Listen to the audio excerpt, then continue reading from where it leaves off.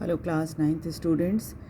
चलिए हम लोग अब इकोनॉमिक्स का फर्स्ट चैप्टर स्टार्ट करते हैं और देखते हैं कि उसमें आपको क्या क्या नई चीज़ें सीखने को मिलती हैं। तो आप लोग का फर्स्ट चैप्टर जो है उसका नाम है the story of village Palampur. थोड़ा सा चैप्टर 1 का ओवरव्यू भी देख लेते हैं। ये देखिए गांव का सीन भी दिखाया गया है आपको कि गांव में किस तरह से काम काज चलता है। चलिए इस पहले ओवरव्यू पढ़ते हैं। The purpose of the story is to introduce some basic concept relating to the production of and this we do through a story of a hypothetical village called Palampur. ये उद्देश्य जो है इस स्टोरी ऑफ पालमपुर आपको बताने का, उसमें क्या है कि कुछ कॉन्सेप्ट आपको इकोनॉमिक्स का समझाने की कोशिश की जाएगी। और ये गांव जो है काल्पनिक गांव है, हाइपोथेटिकल मतलब काल्पनिक गांव है ना। इस काल्पनिक गांव की मदद से काल्पनिक गांव की कहानी की मदद से आपको ये समझाया जाएगा कि इकोनॉमिक्स किस तरह से काम करता है। Farming is the main activity in Palampur, whereas several other activities such as small scale manufacturing, dairy, transport, etc. are carried out in a limited scale. Farming यानी खेती जो है वो मेन एक्टिविटी है पालमपुर की। इसके अलावा कई अदर एक्टिविटी यानी दूसरी एक्टिविटी भी होती हैं, जैसे स्मॉल स्केल मैन्युफैक्चरिंग, छोटे स्तर पर किसी चीज़ को बनाना, डेयरी का काम करना। गांव में आपको पता ही है कि गाय बैल भैंस बकरी पाली जाती है, तो वह से डेयरी का काम भी होता है। इसके अलावा ट्रांसपोर्ट यानी आप जो भी पैदावार होती है गांव में उसको शहर तक पहुंचाने के लिए या मार्केट तक पहुंचाने के लिए ट्रांसपोर्ट की ज़रूरत पड़ती है। तो ये सब भी है, लेकिन थोड़ा लिमिटेड स्केल में है, बहुत ज़्यादा नहीं है। These production activity need various type of resources और इन प्रोडक्शन एक्टिविटी के लिए कई रिसोर्सेज की ज़रूरत पड़ती है। जैसे कुछ नेचुरल रिसोर्सेज चाहिए हमें, मैन मेड आइटम्स चाहिए और ह्यूमन एफर्ट और मनी, इतनी चीज़ों की ज़रूरत हमें पड़ जाएगी। As we read through the story of Palampur, we will learn how various resources combine to produce a desired goods and services in the village. और इस तरह से इस कहानी को पढ़ने के दौरान हम ये जान पाएंगे कि कैसे दूसरी कई रिसोर्सेज जो होती हैं वो सब मिलकर हमें हमारी ज़रूरत की चीज़ों का निर्माण करती हैं और सर्विसेज भी गांव में देती हैं। चलिए थोड़ा इंट्रोडक्शन जान लेते हैं पालमपुर का। Palampur well connected with neighbouring village and town. Palampur एक ऐसा गांव है जो आसपास के पड़ोसी गांव से भी जुड़ा हुआ है और शहर से भी जुड़ा हुआ है। Raigarh is a big village is 3 kilometre from Palampur. Raiganj, sir Raigarh नहीं है, ये रायगंज है। रायगंज जो है एक बड़ा गांव है जो कि पालमपुर से 3 किलोमीटर दूर है। And all weather road connect the village to Raiganj and further on to the nearest small town of Shahpur.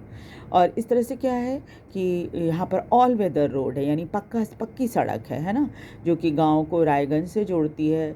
और फिर ये रायगंज से और आगे एक छोटा शहर है जिसको शाहपुर कहा जाता है, उससे भी ये जुड़ा हुआ है। यानी ये सब एक दूसरे के साथ ऑल वेदर रोड जो होता है, पक्की सड़क, उससे जुड़े हुए हैं। Many kind of transport are visible on this road, starting from bullock cart, tongas, buggy, wooden cart drawn by buffaloes loaded with jaggery, wood and other commodities to motor vehicles like motorcycle, jeep, tractor and trucks. बहुत तरह की transport आपको देखने के लिए सड़क पर मिल जाएगी, क्योंकि ये पक्की सड़क है। स्वाभाविक है गाड़ियों का आना जाना ज़्यादा आसान होता है पक्की सड़क पे, और हर मौसम में आसान होता है। इन सड़कों पर आपको बुलॉक कार्ट यानी कि जो बैलगाड़ी होती है वो आपको दिखेगी, तांगा जिसे घोड़े खींचते हैं वो भी दिख जाएगा, बुग्गी wooden cart drawn by buffalo, बुग्गी भी आपको दिख जाएगी जिसको बफेलोस खींचते हैं, और इस पर ज़्यादातर जैगरी या गुड़ लादा रहता है। और इसके अलावा और दूसरी कमोडिटीज़ भी हैं, जैसे मोटर व्हीकल के रूप में अगर आप देखिए तो मोटरसाइकिल भी बहुत चलती है इधर, जीप भी चलता है, ट्रैक्टर भी हैं और ट्रक्स भी आपको देखने के लिए सड़क पर मिल जाए। This village has about 450 families belonging to several different caste. इस गांव में करीब 450 परिवार रहते हैं जिनमें जो अलग अलग जातियों के हैं। The 80 upper caste family own the majority of land in the village. यहाँ पर करीब 80 ऊंची जाति का परिवार रहता है और इन्हीं के पास गांव की ज़्यादातर ज़मीन है। Their homes are their houses, some of them quite large, are made of brick with cement plastering. इनके घर भी काफ़ी बड़े बड़े हैं और साथ ही साथ क्या है कि ये पक्के ईंटों से बने हुए, ईंट और सीमेंट से बने हुए हैं। The AC या और दलित comprise 1/3 of the population. Schedule caste, जिनको दलित भी कहा जाता है, वो यहाँ की पॉपुलेशन का 1/3 हैं। And live in one corner of the village, और इनके मकान ज़्यादातर विलेज के जो गांव है, गांव के कोने में है। in much smaller houses, some of which are mud and straw. इसमें ज़्यादातर घर जो है, इन दलितों के घर जो हैं वो ज़्यादातर जो है मिट्टी के बने हुए हैं और फूस के छत है उसके ऊपर। घर भी थोड़े छोटे छोटे हैं। Most of the houses have electric connection. वैसे घर में ज़्यादातर घर जो हैं उनमें बिजली की कनेक्शन है। Electricity power all the tube wells in the field, और बिजली की मदद से ही जो खेतों में ट्यूबवेल लगी है पानी खींचने के लिए, उसमें वो बिजली से चलाई जाती है। And use various type of small business. इसके अलावा और छोटे छोटे बिजनेस में भी इस बिजली का इस्तेमाल होता है। Palampur has 2 primary school. Palampur में 2 प्राइमरी स्कूल हैं एंड 1 हाई स्कूल, और एक हाई स्कूल भी है। There is a primary health center run by the government and 1 private dispensary where the sick are treated. इसके अलावा प्राइमरी स्कूल के अलावा एक प्राइमरी हेल्थ सेंटर भी है जो सरकार का है, और एक प्राइवेट डिस्पेंसरी भी है जहाँ पर बीमार लोगों का इलाज होता है। The description above shows that Palampur has fairly well-developed system of road transport, electricity, irrigation, school and health center. Compare these facility with those in your nearby village. और इस डिस्क्रिप्शन को देखकर, जो आपने यहाँ पर डिस्क्रिप्शन पढ़ी पालमपुर की यहाँ से यहाँ तक, इससे ये पता चलता है कि पालमपुर एक अच्छा खासा डेवलप्ड गांव है जहाँ पर पक्की सड़क भी है, ट्रांसपोर्ट व्यवस्था भी है, बिजली भी है, इरिगेशन की व्यवस्था भी है, स्कूल भी है और हेल्थ सेंटर भी है। आप चाहें तो अगर आप किसी गांव के हो तो आप अपने गांव से कंपेयर कर सकते हो उसको और देख सकते हो कि क्या आपके गांव में भी ये सभी सुविधाएं हैं या नहीं हैं। The story of Palampur an imaginary village. Palampur की कहानी जो है काल्पनिक गांव की कहानी है। Will take us through the different type of production activity in the village. ये हमें दिखाएगा कि कैसे अलग अलग तरह की प्रोडक्शन एक्टिविटी गांव में होती है। In villages across India farming is the main production activity. गांव में अगर देखा जाए तो पालमपुर में ही नहीं बल्कि भारत के सभी गांव में पहली प्रोडक्शन एक्टिविटी जो होती है वो खेती की होती है। The other production activity referred to as a non-farm activity, और दूसरी जो एक्टिविटी होती है उसको नॉन फार्म एक्टिविटी कहा जाता है। इसमें स्मॉल स्केल मैन्युफैक्चरिंग होता है, ट्रांसपोर्ट होता है, शॉपकीपिंग होता है, ये सभी चीज़ें आ जाती हैं। ये सब क्या है, ये नॉन फार्मिंग कैटेगरी में आती हैं। We shall take a look at both these type of activity after learning a few general things about production। और हम लोग जो है इन सभी दोनों तरह की एक्टिविटी के बारे में जानेंगे। पहले थोड़ा सा जो जनरल बातें प्रोडक्शन की है उसको थोड़ा जान जाएं। अगर आपके यहाँ कोई प्रोडक्शन एक्टिविटी होती है तो क्या क्या चीज़ों की ज़रूरत हमें पड़ती है, पहले हम ये देखेंगे। The aim of production is to produce goods and services that we want। किसी भी प्रोडक्शन का उद्देश्य यही होता है कि वो सामान बने जो कि आपकी ज़रूरत की हो और सर्विस जो आप चाहते हो, यानी आपको सर्विस और सामान दोनों चीज़ें आपकी ज़रूरत के अकॉर्डिंग होना चाहिए। There are 4 requirements for production of goods and services. Goods and services को प्रोड्यूस करने के लिए 4 चीज़ों की आवश्यकता हमें पड़ती है। पहली क्या है? The first requirement is land. सबसे पहले तो ज़मीन होनी चाहिए। And other natural resources such as water, forest, mineral. इसके अलावा क्या है?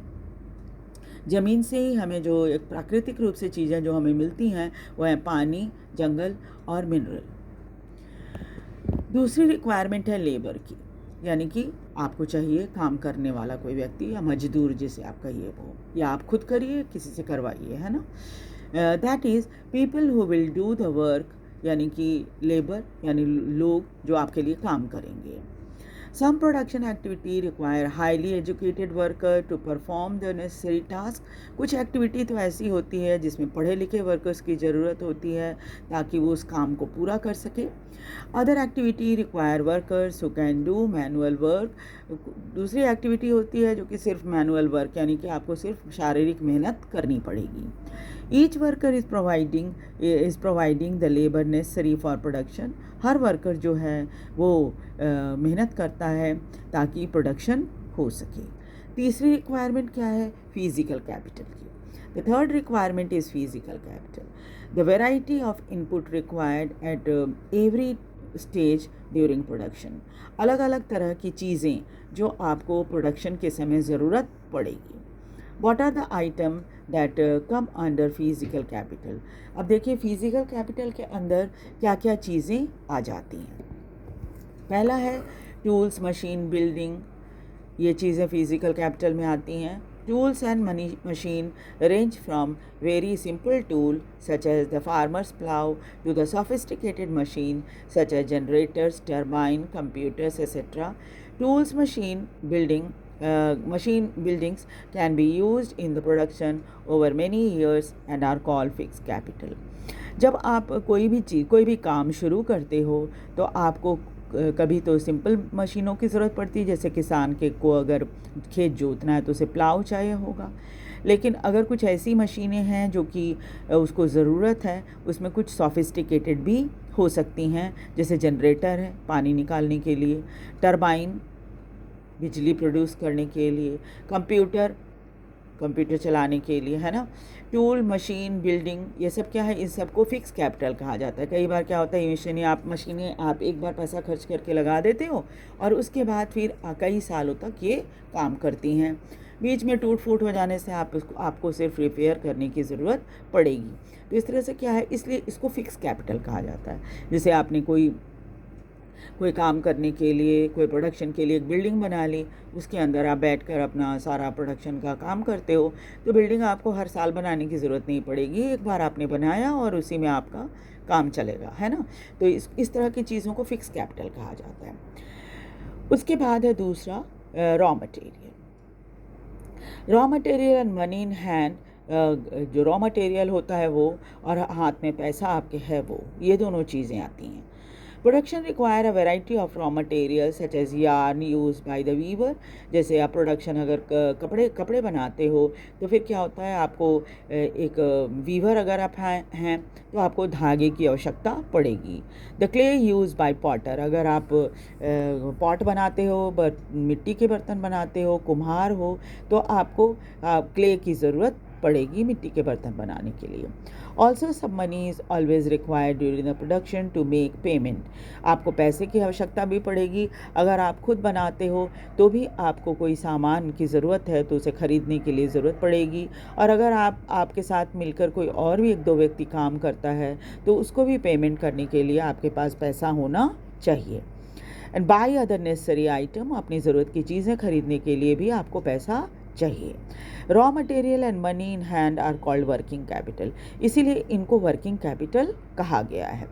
Unlike tool, machine and building, these are use up in production.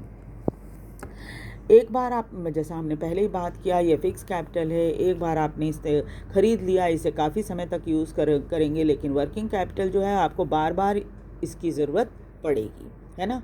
एक बार आपने धागा खरीदा, कपड़ा बनाया, फिर जब आपका जो है ख़त्म हो जाएगा, फिर आपको दोबारा से लेना होगा इन सब चीज़ों को। There is fourth requirement to, चौथी रिक्वायरमेंट है, you will need knowledge and enterprise to be able to put together the land, labour, physical capital and produce an output either to use yourself और to sell in the market. इसके अलावा जो चौथी requirement है वो क्या है, वो है कि आपको ऐसे नॉलेज की ज़रूरत पड़ेगी ताकि आप इन सभी चीज़ों को, अपनी लैंड, लेबर और फिज़िकल कैपिटल को जो है किसी चीज़ को बनाने में इस्तेमाल कर पाओ और ऐसी चीज़ बनाओ फिर उसे मार्केट में लाकर बेच सको।